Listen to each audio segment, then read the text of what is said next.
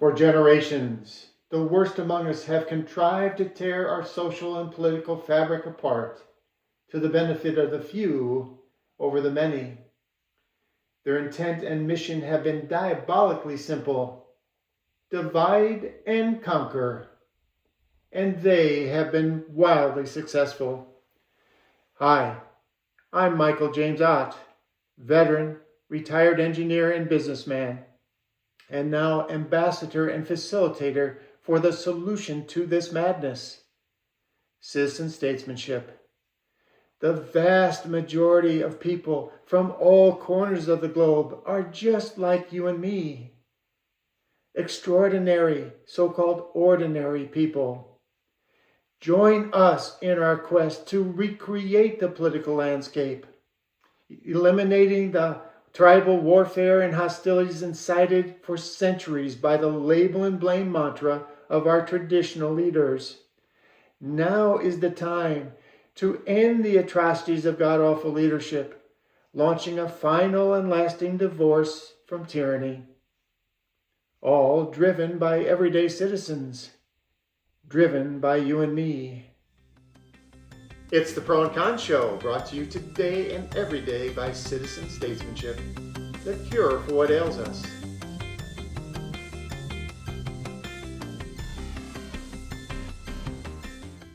Hey, welcome to the Pro and Con Show. I'm Michael James Ott. And I'm David Smith, and we are the co-hosts of this show. We are the co-hosts of this show.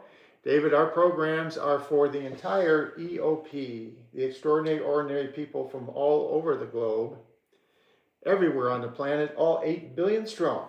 8 billion strong. All 8 billion of us. So today's topic is technology tipping points. Technology tipping points. And you in the audience, whether you're watching or listening to this, you might be wondering why we're going to talk about technology tipping points. Well, we're going to explain in this show, and it's really important. And the reason is that there is a unique urgency coming for us, and we need to act. And so David and I are going to make an attempt to explain why that is. So technology tipping points, they help us think about changes in our society in general, and especially because this has been an ongoing thing, of course, for decades and decades, right? All the different technologies from horses to cars and on and on and on and on and on. This has been going on, how we've changed in the technologies, and they've impacted the segments of our society that have changed. So let's talk about some examples that we've seen. And so David, in your particular experience, you've been in the printing industry. I've been in the printing industry for over 30 years. For over 30 years. 30 years. So that's a good solid amount of time. Commercial printing, so everything from magazines to inserts to you name it, I've printed it all. Okay, awesome. And you're still working in that? Still working in that industry. You can't kind of, when you got ink in your blood, that's kind of what you do. Okay, well that's cool. Yeah. So during over your 30 years, which is a good solid amount of time, so you've seen things change with the technology. So maybe you would just spend a few minutes talking to our audience about what you saw over these years and how it impacted you and maybe your coworkers as things changed. I mean, in the printing industry, things have advanced exponentially. Okay. In 30 years. When I first got into business, we had thousands of people working in one department. It would be pre-press or stripping department, where you're taking film, overlapping those films for 4 different colors to make, 4-color process, and making plates from those. Okay, everything was photographed, and you had to have people line up each thing perfectly so it wasn't a 3D effect. When the plates are made, you put them on press. If it wasn't done right humanly, it wasn't lined up correctly, you have to go back and wait for another plate to be made or something like that. Well, when computer to plate came, probably just about 30 years ago when I got in, we went from thousands of people doing all this manual stripping of the film with the films to computer to plate, which Which is basically a software program. Software program, which, you know, you download your files, you have a program, those are all done through Adobe or whatever, you know, some kind of typical a software program or something like that. Mhm. But it was crazy because I can remember seeing hundreds of people, you know, in this office, you know, this department stripping up the film to go on, let's say, a cover for People magazine or a cover for Sports Illustrated. And, you know, we'd be waiting. Okay, this isn't right. You know, stuff's got to get out the door. Oh yeah, You know, yeah. it's There's weekly deadlines. stuff. Yeah, deadlines. Uh, Did you actually work for Sports Illustrated at one point? Help print those? Or you mentioned that. I worked, yes. Did you? Yeah. Well, I didn't work for them. I printed right. all those. Yeah. All those. You were part of the company. Periodicals. Yeah. Yeah. Okay. So Sports Illustrated, People magazine, In Touch magazine. We did it. Oh, Macy's cool. inserts, all kinds of stuff. Oh. Everything from high end to low end to whatever. Yeah. Cool. But within probably, I'd say, a 5-year period, it was amazing.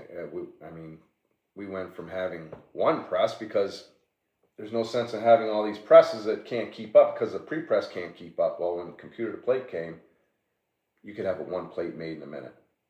So the department of 1,000 whatever dropped down to maybe 10.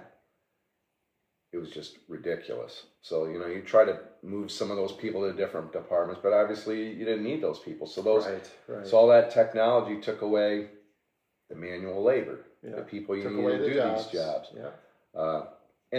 What's crazy is, as in anything, look at how fast technology has advanced. I mean, we went from cart and buggy, horse Right. and buggy, Yep. from this long span of time from 1996 to now. Look at how fast technology's changed. And it's still changing. We have presses now that used to take 6 people to run. Most of it's automated. You got a stacker system on the end. Mm-hmm. You have presses that can pull up, start up, run, get the color on perfect within 2,000 sheets. Now, whether it's a web press, sheet fed press, or whatever, 2 people can run it. Yeah. So it went from 6 to 2. Yeah. You know, and even I can go on my smartphone and I can set up programs. I can download whatever Yeah. files or jobs there are. They come over. You know, it's all done for you. The problem with that is the skill levels. People don't know, you know, offset printing is ink and water balance. If you don't know that, you know, your color is going to look like crap. You know, your final result quality is going to be horrible. So that's something that has to be taught. You know, anybody can push a button and download a file and do this and do that and learn how to push a button to start the press, but the basic stuff is still there. So there's still a few things so far that Sure. that the machines haven't quite taken over. But that's in the works. So that's So our colleague Ben, he works for an automotive manufacturer, and he was talking about similar things, only in the automotive industry. It's crazy. And how things have changed. So, what about like the last? What has happened like just recently, as far as your industry? Do you have like do you see something coming that's going to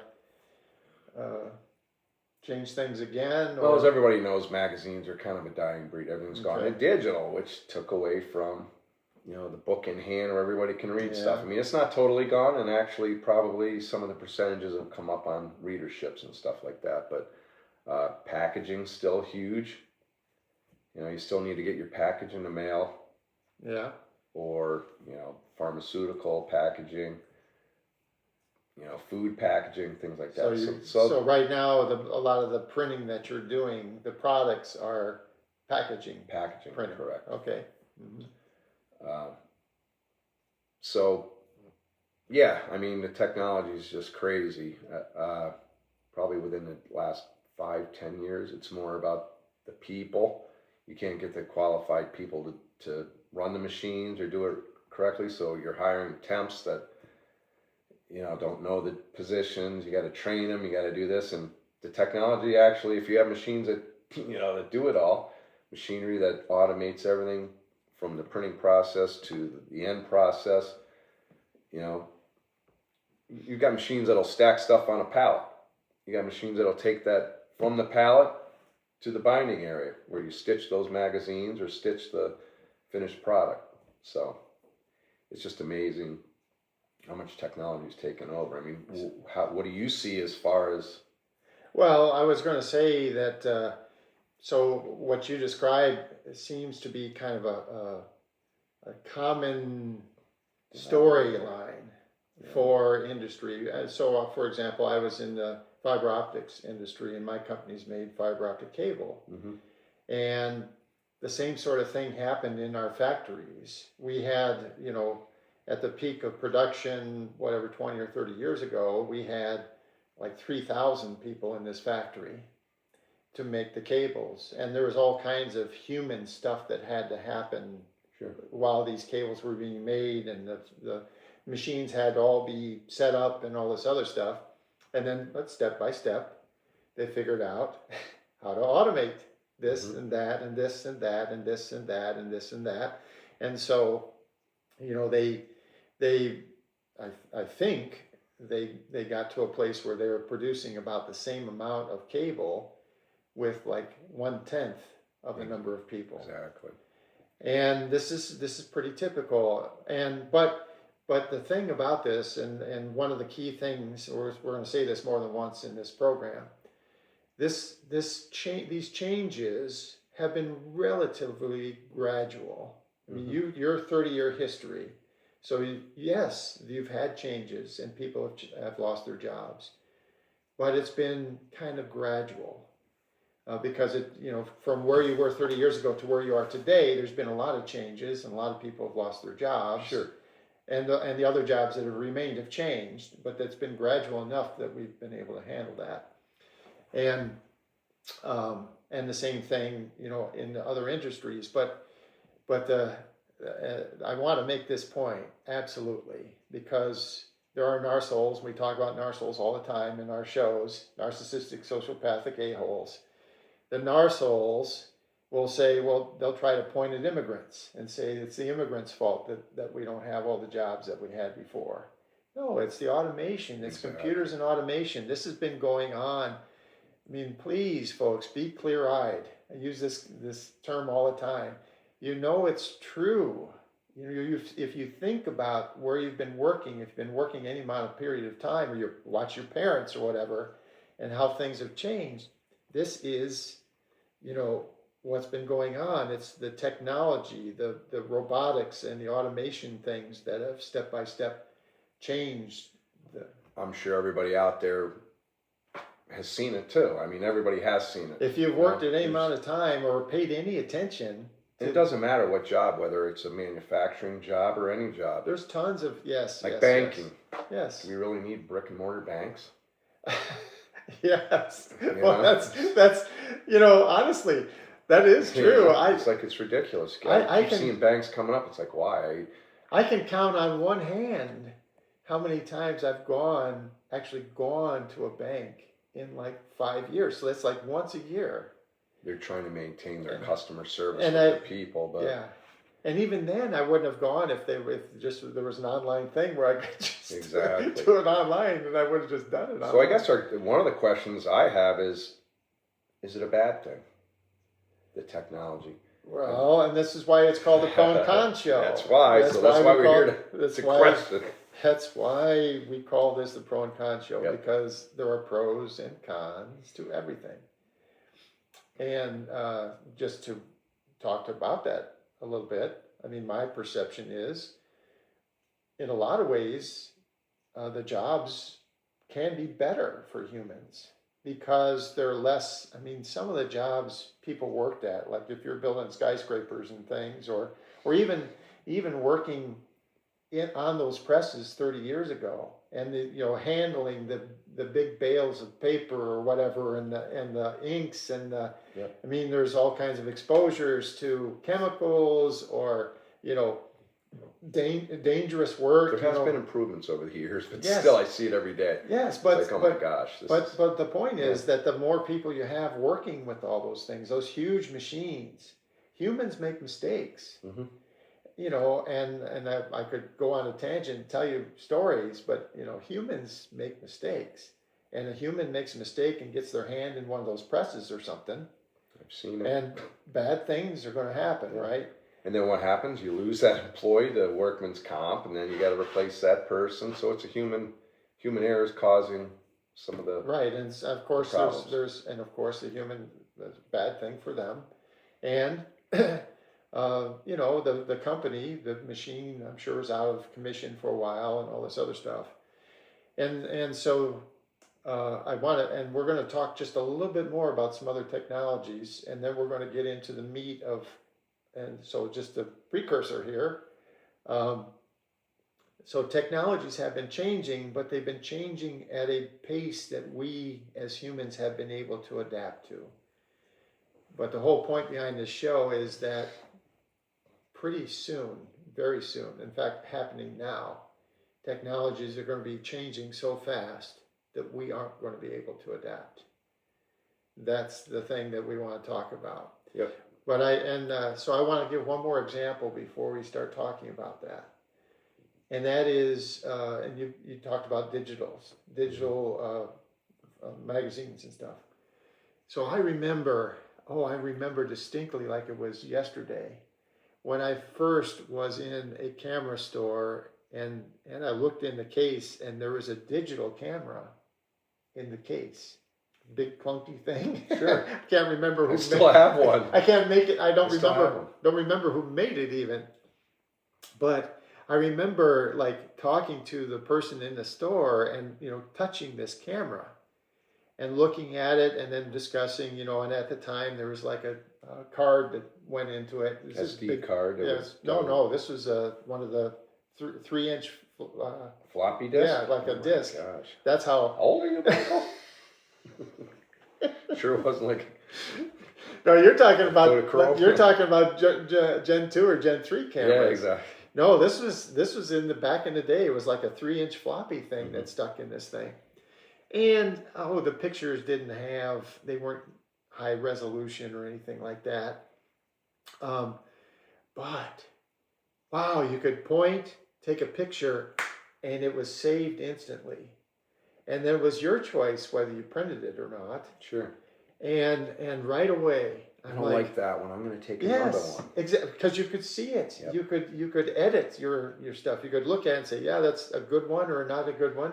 As opposed to before that, look it up, folks, you young people out there. There was a thing called film. Yes, there was. There was a thing called film. And Kodak and Polaroid were the two major manufacturers in the world. And 30 years ago, they were household names. Their products were in almost every house in any place where you think of it as a like an industrialized environment, a society, right? So Kodak and Polaroid, their products were in tens of millions of homes in the United States and in Japan and in Germany and all the countries around the world. They were household names. Mm-hmm. And people talked about them all the time, like we talk about Apple or Amazon. Remember loading the film in your camera and you had to take the pictures. Yeah. And set up right. And then when you were done taking the picture, you had to take the film out. And you had to be careful. It out. You had to send it out. Had to be careful because if sun ever got to any of that, so you had to be really careful about all that, because if the films, these are photo sensitive films, mm-hmm. if they got near anything, and some of the films would get ruined if you went through like a security thing in the airport. Some of the films would get ruined. It was on and on and on and on and on, but they were household names. The whole point is they were household names, and I'm sitting there looking at this camera, and I had two thoughts. Wow, this is pretty clunky for what it is, but I see where this is headed. Mm-hmm. And oh my God, I bet Kodak and Polaroid are going to be out of business in 10 years. Because, and the thing about it, and I say this over and over again, and we say this over and over again, David, in our things here, we're humans. Mm-hmm. We're humans. And I'm sure at the upper levels of Kodak and Polaroid, the management teams, there was plenty of people up there going, it's a fad. Yeah, it's going to be filmed forever. It's going to be filmed forever. We don't need to worry about the coming of this. It'll be a little niche product. because those first cameras took terrible pictures relative to the film pictures. Like And a 1 megapixel friggin' yeah, photo, exactly, It's like, oh my God, that exactly. looks terrible. Yes. But this is cool. But and the cameras were very expensive because Yes. they were brand new. But that's not, and that's another thing I say periodically. I'm trained as an engineer, and it's not the point in time. It's not what's happening right this very second. It's the trend. Yes. It's always the trend. You need to be focused, folks, on the trend. The trend reveals all. And so, yes, after 20 years, and now today, there's many people that might watch or listen to this podcast that had never heard of those names. Kodak or Polaroid. Well, I can tell you, Kodak is still in business. They might not be doing cameras, but we buy printing plates from them. So they've gotten into a different niche. But they're way smaller.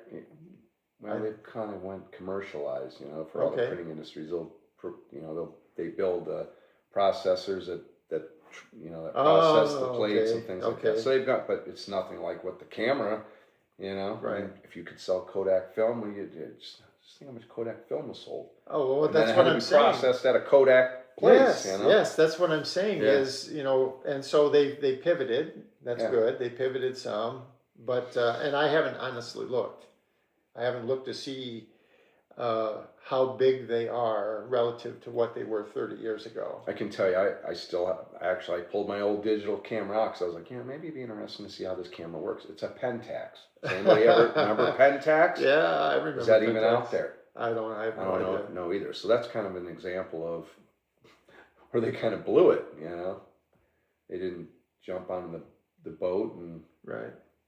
And cameras today can take better pictures and what. Well, the thing is, and Ben and I talked about the transition of phones. That's another technology,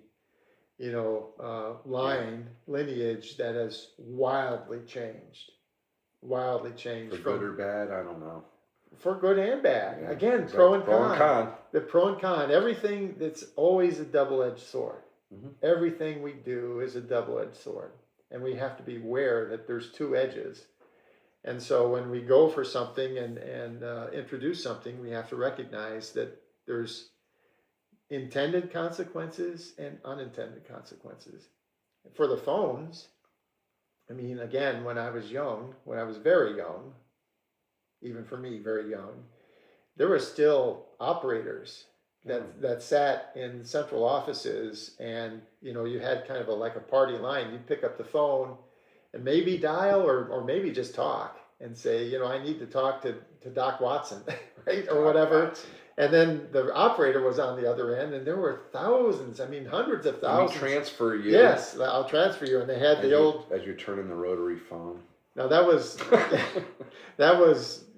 very close to being at an end when I was very young, but it still existed. I remember talking to operators and having them connect calls and stuff back then. Crazy. And then then there was automated switching and and then better and better versions, and the other thing, and for those of you, and you haven't thought about this for a long time, even if you're our age, you haven't thought about this for a long time. But making phone calls, a phone call used to cost you money. Mm-hmm. You had your phone bill came with an itemized list of every call you made. Yep. And then eventually they said, well, if it's local, then there's just like a set fee per month or whatever. You make all the local calls you want for a set fee. But the long distance calls were, and how about collect calls? Yes, collect calls. Will you take a collect call? What's a collect call? Yeah. I don't even know what that is. They don't. Well, it still exists from my understanding, but I haven't made one in a long time. But the whole point being that, if you wanted to talk we lived in northern Illinois, so let's say near Chicago. So you wanted to make a long distance call from Chicago to Los Angeles. This was, depending on time of day, $4 a minute. Yeah.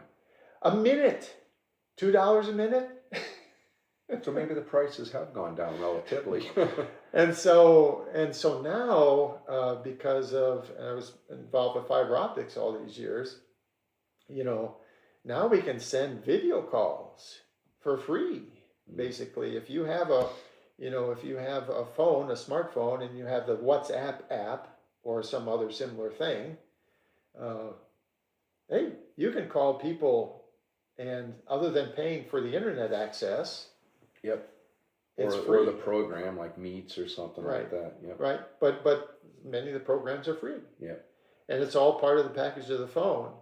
And so again, but this happened over a very long period of time. Step by step, these changes happened, and we adapted. But here's the thing. What if the whole global economic paradigm shifted rapidly? Not just, okay, making like normal progress in the printing industry or the telephony industry or whatever, but you had this sudden step change in how technology was implemented. And this is going to happen very soon. It's already happening. It's happening. And so Ben was here, and he talked about how he sees this coming, so the whole point is, and I don't want to. There's a show called The Pros and Cons of AI. So one of our programs is the pros and cons of AI. So I don't want to retread that too much, but I do want to just summarize there. So we, just like ChatGPT, got really good at telling stories, right? It can write a really nice little short story. It can make some nice images and stuff if you tell it what you want. And just how that got really good, in very short order, they can do that same sort of thing. I was a chemical engineer. They can train, a module to be the best chemical engineer in the world. And then it doesn't have to sit in a box on the desk. They can put it in a humanoid robot. And that's why they're working so hard. The narsols out there are working so hard to get humanoid robots, because all of those automation things that you talked about, they required a lot of engineering to make the shift from humans. So what happens after the engineering part's already done? So then you get to the place where the engineers are replaced by machines. Robots. And the humans, they can just say, okay, we want to replace the humans. And of course, the machines that exist in the factory today, they're made for humans to do something. So in Ben's case, we talked about, well, you could have a robot that is trained to be the world's best mechanic. They have seen and touched, and know how to operate everything, right? So now you just implement them. And the companies building the robots, they're going to just charge, like $800 a month or $1,000 a month for the companies to lease these robots. And then the robots come in, and David, a robot would walk into your office one day and watch you do your job. And say, I'm taking your job and then say, I got it. I got it. Yeah. And your boss would come in and say, I'm sorry, David, the robot's got it. And then, and so this is the thing that's coming, is that artificial intelligence, it doesn't have to get to this place where it's like all knowing and all this other stuff. It just has to be better than us at specific jobs. And it's very easy for them to do that. And I think the end result too will be, the more data they collect, the more they learn, because we do the same thing. Yes, exactly. Printing presses, you can save a job, and the next time that job will be better if you have to go back to the same job. It gets better and better and better, to the point where... Yeah. And so to be honest, I mean, we talked about this in the other show, but honestly, I mean, I was a pretty darn good chemical engineer, and the other engineering things that I did that weren't associated, but I was a pretty good engineer. But I guarantee you, I would hire a humanoid robot to do my job, assuming that robot had what I think it's going to have, the capability they're going to have. Sure. Because, you Gives know, you more time to do other things. well, and so pros and cons. Here we go. Pros and cons. So we're at a fork in the road. We are at a fork in the road. And so things are not going to stay the way that they are. They're either going to get way better or they're going to get way worse. Way better or way worse. There is no middle. No. It's going to get way better or it's going to get way worse. And right now, because we, good, extraordinary, ordinary people, the EOP, are not in charge, the horrible narsoles are in charge, and we've let them be that way. And unless we step forward and take control, it's not going to go our way. It's not going to go the way of what we would want 8 billion of us on the planet. It's going to go the way that some hundreds of thousands want. That's what's going to happen. And it's going to be bad.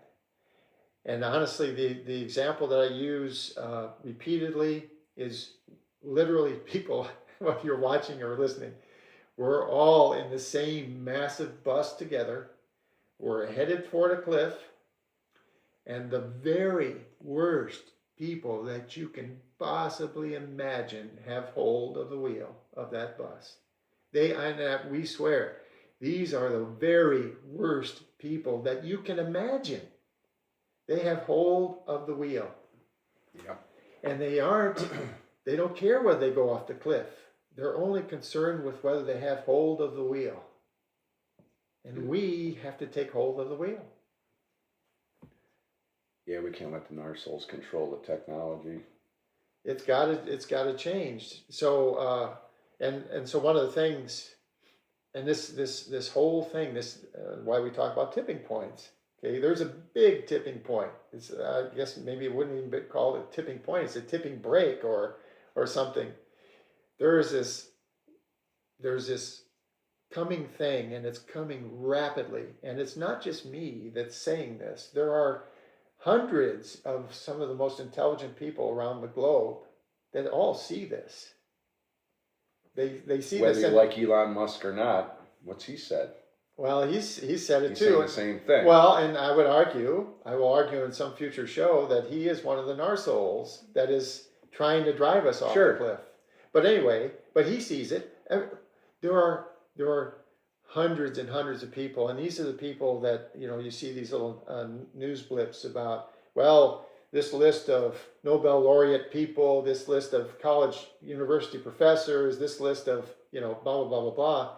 They've all signed these letters, strongly urging people to rein back the development of artificial intelligence, and that we're clearly headed to a place that we don't understand, is, not in a good place. And we are. In other words, it's time to wake up, people. It's time to wake up and grab hold of the wheel. Really, seriously, we've got to grab hold of the wheel. And so when this entire paradigm changes, it's really going to change everything. Like, what does money mean anymore? What does, and so again, the two prongs, right? So there could be a future. There could be a future, and especially if we're in charge, we got a good shot at it, where the robots are just, they work for us, all of us. Mm-hmm. And, David, you go home, you're here with me today in the Pro and Cons Show studios. But when you go home in the future, maybe there's a robot there, and the robot has already cooked you your lunch, if you wanted it to. And it's done your laundry for you, if you wanted it to. Mow the lawn. Or it's mowed the lawn. Mow the lawn. Because it's a humanoid robot, so it can grab your old lawnmower, it can start it, it can mow the grass, it can, at some point, like just when the smartphone started, right? Steve Jobs got up there and he goes, "It's an iPod, it's a phone, it's a little bit of everything, and it's an internet browser. It's an iPod, it's a phone, it's an internet browser." Well, now, oh my God, there's 1 billion apps available for the thing. Okay, that's a slight exaggeration, but there's millions of apps, and they can do anything. And cameras and the quality of everything that it does and all of it It's amazing stuff. Well, you could have a robot that's every bit as, smart and talented as your smartphone, of course. And now it's programmed where it can do whatever you want it to do, including nothing. If you don't want it to do anything, you can just say, hey, take a break. I mean, you can go back 20 years. Your desktop computer didn't have as much, memory as your phone does now. Right. And that's just a phone. Yeah. Can you imagine what 20 years is going to look like? It's going to be very interesting to see where this all goes. But again, if we want it to go in a good way for us, 8 billion of us on the planet, then we have to get involved. We have to recognize that we've been allowing the worst among us to lead us. And there's various reasons we talk about that in our programs. But the point here is that we've got to do it. We don't have a choice. It's coming.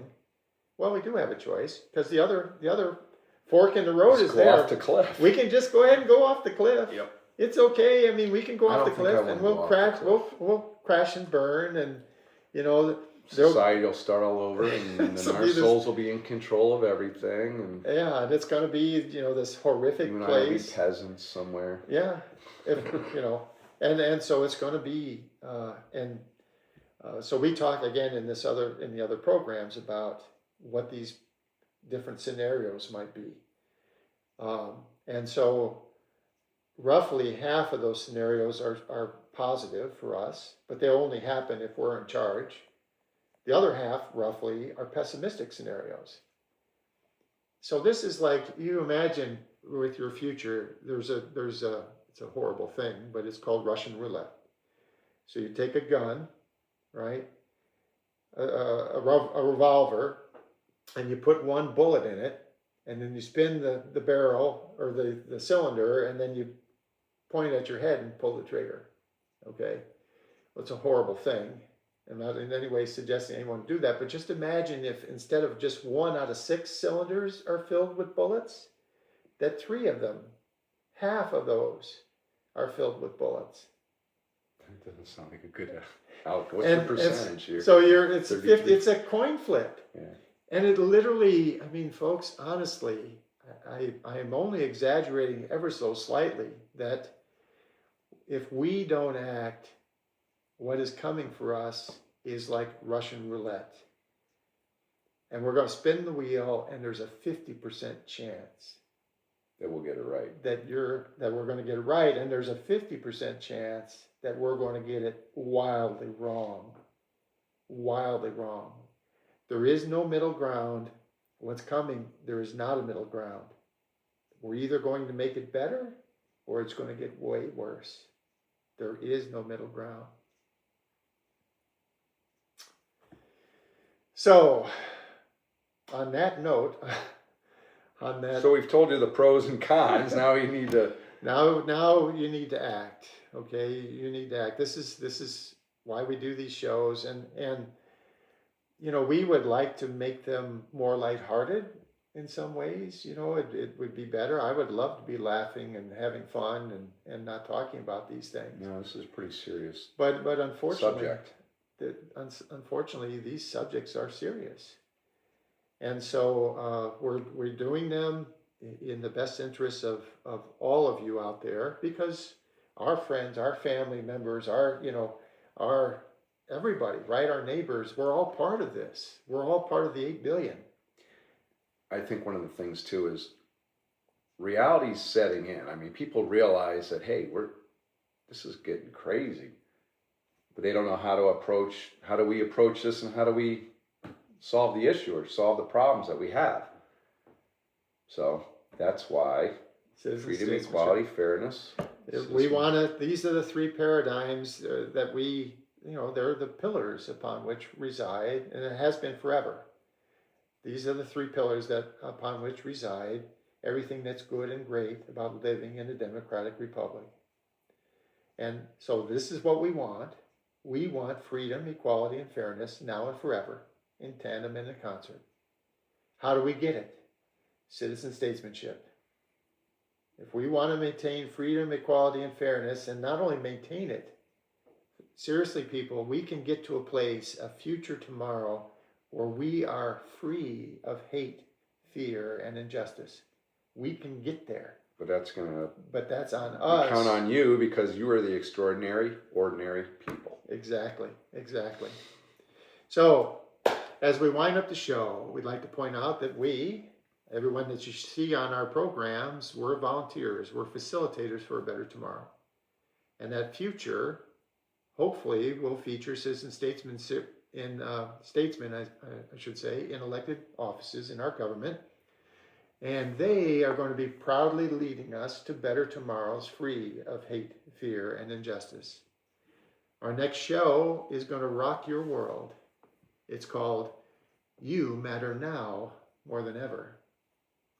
Write into the show at freeequalfair@gmail.com if you want to know how to proceed, how to help get everyone that you care about headed in the right direction. Or if you have questions or interest in what you're seeing on these shows. Exactly. Write to freeequalfair@gmail.com. Come join us for the next show, won't you?